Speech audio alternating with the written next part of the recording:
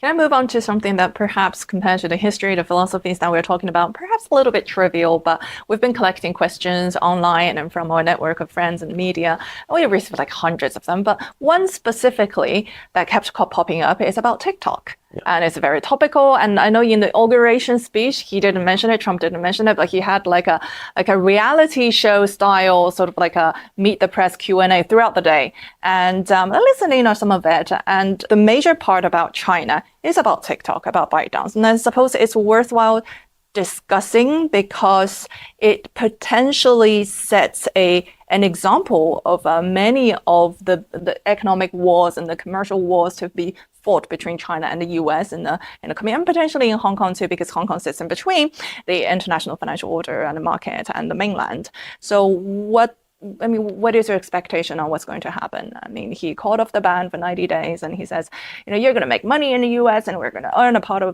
of it. Is China going to give it up? I mean, where do we stand on this? A lot of people are asking. I think there's clearly a dichotomy between what TikTok is being perceived and dealt with politically, and what has really in TikTok being perceived and used in reality. I think in politics, the reason it was banned and is all because they think it's from China, but most ironically has nothing to do with the Chinese government or anything to do. This is purely technologically, it's just an application that grows on its own, like any other social media that we are now taking granted in our life. It has really nothing to do, it's the most detached from reality is to think somehow TikTok is part of the instrument of China. And but that precisely, it is not that, but the government, the US political system somehow take that into something that is completely is not. And then using that as a basis to actually take that decision, even forcing China, if the government actually indeed, or the China indeed did that, you could say that you could negotiate with China. The Chinese government or the state has nothing to do with the rising of that. And then in reality, it is probably the most widely used Chinese product ever in history, globally, and in America. It is that dichotomy that the political action taken, which has no real political solution to it, is creating a dramatic and completely unanticipated, underestimated reaction from your own population. Is that as big a deal? One of the most remarkable parts of this is that everyday Americans are dealing with everyday Chinese directly through a red note. That never happened before. And so, as a professor, I'm always interested in my students, knowing Chinese students and so on. But suddenly, this is at a scale of tens of millions of people nobody told them make the connection. They're making the connection on their own, and they're saying, "We're friends. What are they doing up there, dividing us?" So it's actually showing off your cat. Yeah, it's actually extremely interesting and a positive phenomenon. What's happened in the last couple of weeks? If they had done it, most of the people probably never thought this is a Chinese product. Exactly. Yeah, because the name itself has nothing to do with China, right? Yeah. For one thing, it shows, how detached from their own people, these American politicians, lawmakers, and detached from the Chinese people, from other peoples. This is a problem, And if, as Donald Trump said, it would be happy to have, a joint venture with 50% ownership. My understanding is it's about 50% ownership of TikTok America, not TikTok Global. And then it's a matter of negotiation with ByteDance, the parent company of TikTok. And then it had to do with whether there'll be a transfer of technology, had to do with the algorithm, etc. But then there'll have to be approval from the Chinese government. And then Chinese law prohibiting that, no? Yeah, there is a very clear-cut regulations on that. restricted technologies. And then if there is a negotiations between certain American companies and say downspite, whatever, what will be the shareholding structure? My own guess is ByteDance will have a golden share to have the final say. So whatever percentage... The American money can come in, you can write it on and make the money you want from the capital investment point of view, but executive decision, we are not letting it go. Anyway, it will be a negotiation between companies. On certain matters, there will be approval of the Chinese government. So this is, in other words, that ByteDance will have the final say, or the Chinese will have the final say, not the American government, American presidency. It's a matter of... I really disagree, because you're saying that you potentially could influence the American decision, that the government of China is going. I don't. Why you say that? Don't tell them Professor that the John, because that's not the case. That's really, I don't know. Anybody knows what's going to happen ultimately. Yeah. This is the first time political decision hit the rubber of the road with the popular, real popular sentiment that has nothing to do with politics. It's every day spending hours onto something. We all do that. It's just part of life now. And out of certain, that is being brought into the political arena. All the political issues are being put into ordinary people's side. And that eventually going to find the right balance of resolving it, in terms of who buy what, who do that. That's all technicality in the end. But this is the first time we see a big geopolitical level decision is coming directly into a conflict with ordinary people's lives. And I don't know how it's going to come out, but if I have to bet, I always say popular people's sentiment ultimately will prevail, particularly in a democracy, particularly in electoral democracy like in the United States.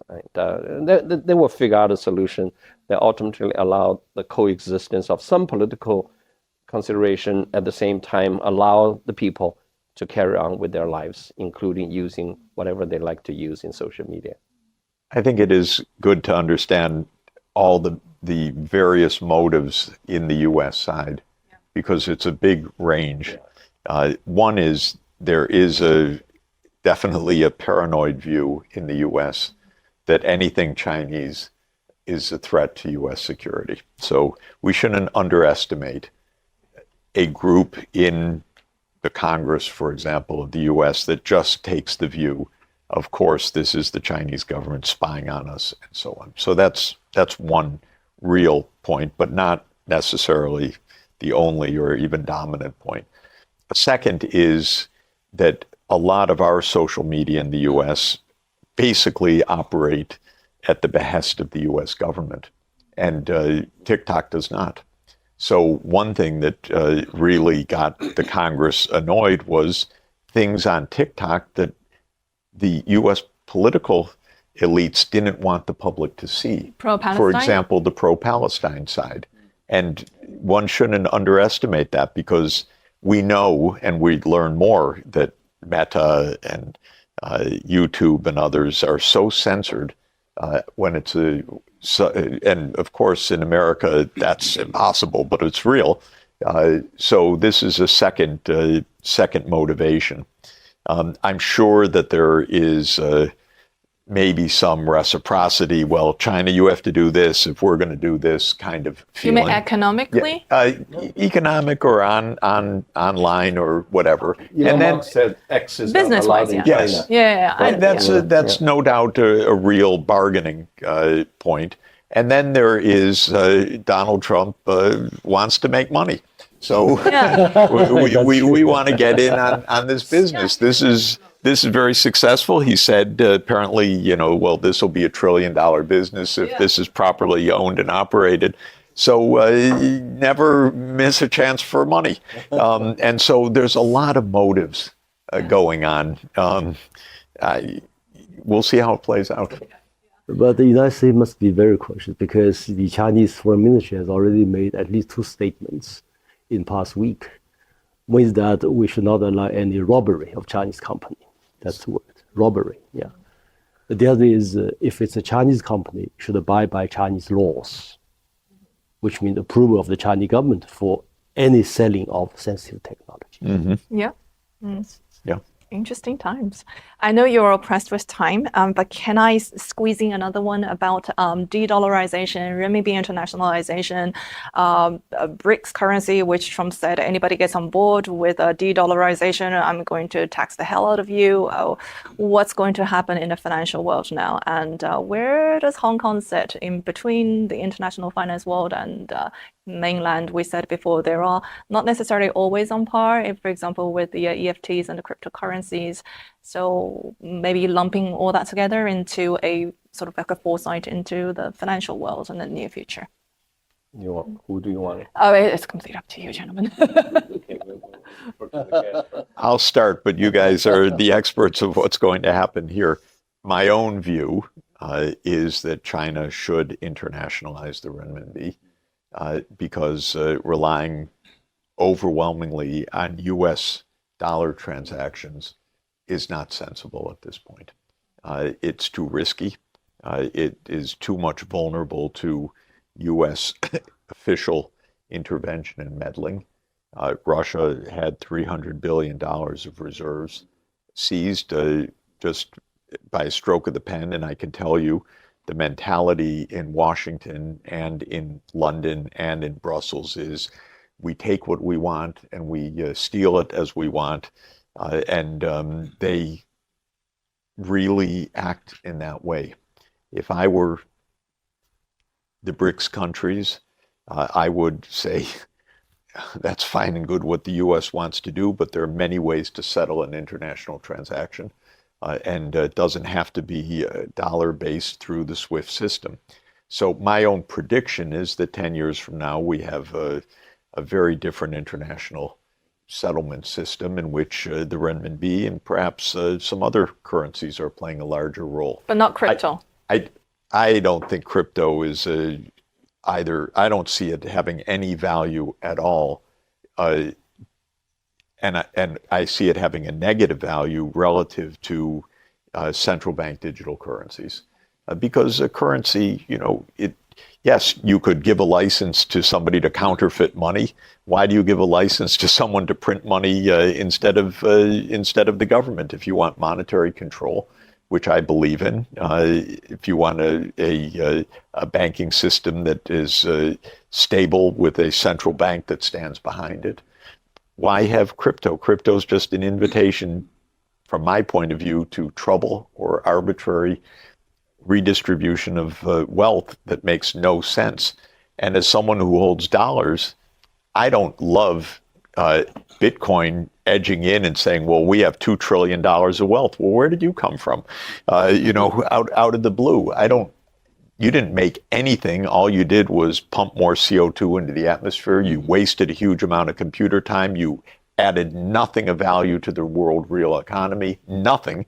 So where did that wealth come from? Well, evidently it came from the rest of us. It added to inflationary pressures. It reduced monetary control. So I'm not a believer in crypto. I am a believer in digital currencies. That's quite different. That's a mechanism for payments. But then comes the role of the renminbi in particular. To my mind, China is the world's high saving country, and that saving is good for development all over the world. China should be investing in the rest of the world. And to invest in the rest of the world means an outflow of capital to build factories or to buy sovereign debt or to invest in foreign private bonds and so forth. And that means the renminbi denominated assets. That means Hong Kong being the center, I think, for finance for outflows from China. Outflow is not a bad thing. It means China buys up a lot of the productive assets in other places in the world, which is good for China and good for those places where China is investing. It's a win-win proposition. It's not a zero-sum proposition.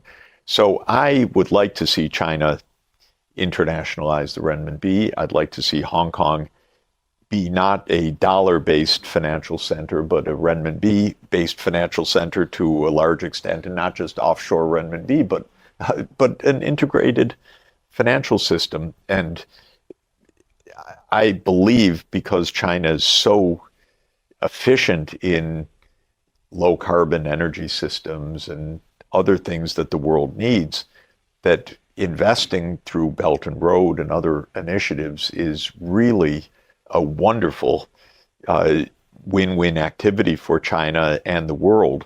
I want to see more of it. I want to see Hong Kong as the great financial center that intermediates all of that. And I don't believe that that can or should be done in dollars. I think it should be done in renminbi to a very large extent. 偷偷告诉大家，我最近发现了新法宝 Royal Face 逆时奇迹系列，它有活肤露、全效精华，还有精华霜。尤其我皮肤比较偏干，所以我非常的注重保湿。保湿做得好，肌肤自然烹润。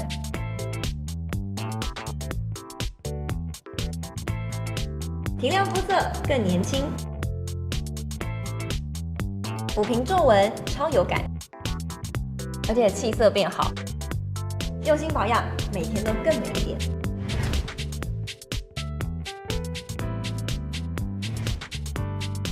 美吧！